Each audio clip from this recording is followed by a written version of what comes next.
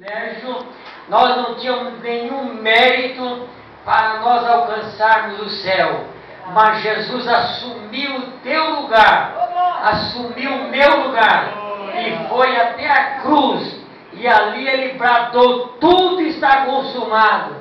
A obra redentora dele foi consumada, e ele agora faz uma chamada, uma vocação literal, para que todos façam parte do reino de Deus.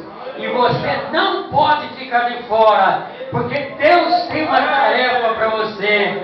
Deus tem uma obra gloriosa em tuas mãos para você desempenhar. O irmão escolheu aí um tema, né? Um tema que é digno de vocação. Se nós formos ver essa palavra digno de vocação, nós não temos essa dignidade, né? Porque quem deu-nos essa dignidade foi o próprio Jesus, né?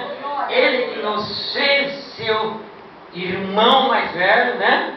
E ele nos introduziu no reino através do seu sacrifício e fez com que nós tornássemos participantes deste maravilhoso reino de Deus.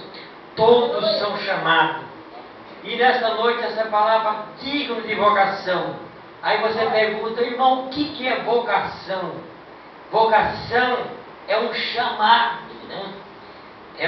É um chamado de Deus que tem por finalidade realização plena do ser humano, da vida humana.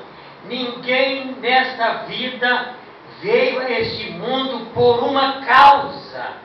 Você não está nesse planeta Terra aqui porque você veio por tua conta, surgiu por uma causa. Quando você veio a este mundo, veio com um propósito. Deus estabeleceu em cada um de nós um propósito: ajudá-lo a construir o reino de Deus. Glória seja dada ao nome do Senhor. É um gesto gracioso de Deus que visa a plena humanização do homem. É um dom, é uma graça, é uma eleição, é uma cuidadosa visão da construção do reino de Deus. Então você precisa descobrir que você tem uma tarefa a desempenhar no reino de Deus. Sabemos que a igreja que Deus instituiu na terra, ela é heterogênica, ela é composta de pessoas com vários aspectos, com naturezas, com gostos diferentes, como você pode analisar dentro de uma família, onde tem 4, 5 membros da família, cada um tem um jeito, cada um tem uma maneira, cada um tem um gosto. Agora você imagina ajuntando muitas famílias para formar-se um grupo. E esse grupo precisa ser fortalecido, porque Paulo, quando ele escreve esta carta aqui, da qual os irmãos escolheu o tema, ele escrevendo, falando sobre a unidade da igreja. Meus irmãos, quando se fala em unidade, se fala em somar força. Em somar força para quê? Para lutar, para empenhar, porque há uma multidão imensa lá fora que está gritando, que está clamando por socorro. E essa igreja que foi instituída na terra, você que foi chamado por Deus, você que tem uma vocação de Deus, desempenha ela, porque essa é a tarefa que Deus te deu. Eu quero ler apenas o tema, mas o meu assunto vai estar em Mateus 9, versículo 9, que fala sobre a chamada. Aqui na carta de Paulo aos Efésios, no capítulo 1, como os irmãos já leram, diz assim: rogo-vos, pois, irmãos, eu preso no Senhor, que andeis como és digno de vocação que foste chamado. Andeis digno de vocação como foste chamado. Mas nós vamos ler o texto que Deus nos deu nesta noite, que fala de um chamado. Glórias a Deus. Mateus 9, verso 9, que diz assim: E Jesus, passando adiante dali, viu assentado na alfândega um homem chamado Mateus, e disse-lhe: Segue-me. E ele, levantando-se, o seguiu. Toda chamada de Deus, ela tem por finalidade desempenhar uma função. Você vai dizer assim: mas irmão, eu não sei fazer nada. Eu não sei fazer nada. Sabe sim. É só você fazer um teste espiritual, um teste de aptidão, que você vai descobrir que você é um instrumento de Deus para desempenhar na obra de Deus uma tarefa que não é outro que vai fazer, é você que vai fazer.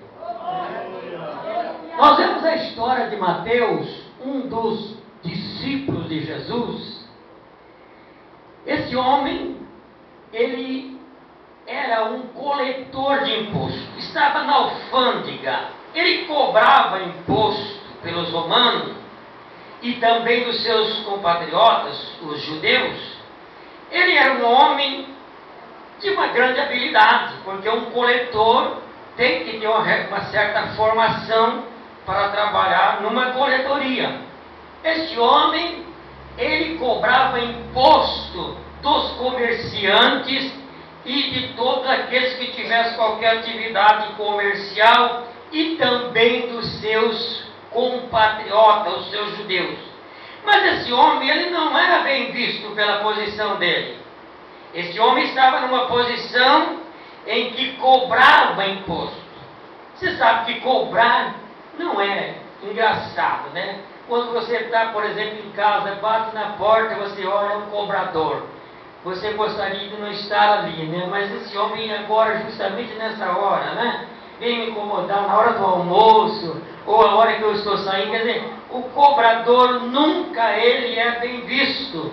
E principalmente nessa época em que esse homem, o Mateus, cobrava imposto dos judeus para os romanos.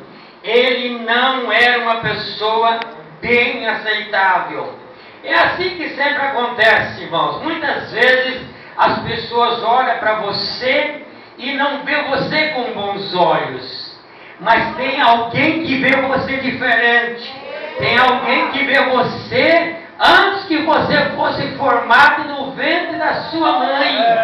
Deus já tinha um projeto de vida para você. Deus já tinha uma tarefa para você desempenhar.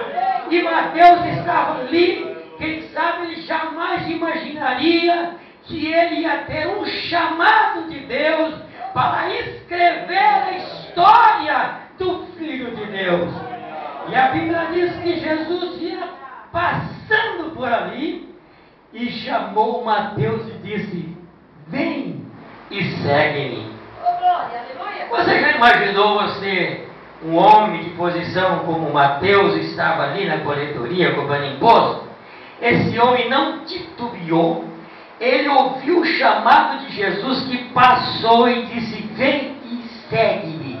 E ele de imediatamente passou a seguir Jesus.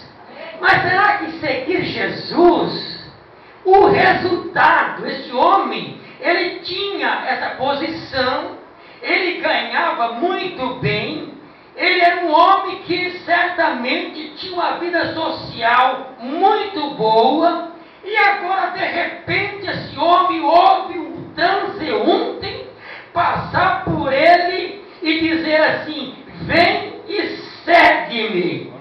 E ele então não pensou duas vezes e começou a seguir Jesus. E sabe qual é a primeira coisa que ele fez? Levou Jesus para jantar na sua casa. Viu? E depois convidou os compatriotas deles para ir lá também, os publicanos, ir lá jantar com ele. Mas logo depois veio a censura. E assim